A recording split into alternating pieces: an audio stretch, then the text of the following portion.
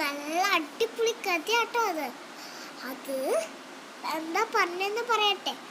ആ മുയല് പറഞ്ഞു, ആ വലിയ കടുവേൻ്റെ അടുത്തൊരു കാര്യം, ആ രാജാവാണത്, അത് എന്തെങ്കിലും ദുഷ്ട കാര്യം പറഞ്ഞാൽ അതിനെ തിന്ന് കളയും.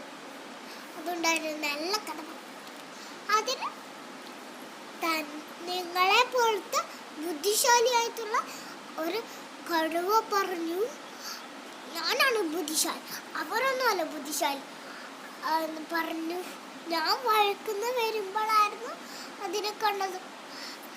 ഞാൻ പറഞ്ഞു, ഞങ്ങളുടെ രാജാവാണ് നല്ലതെന്ന്.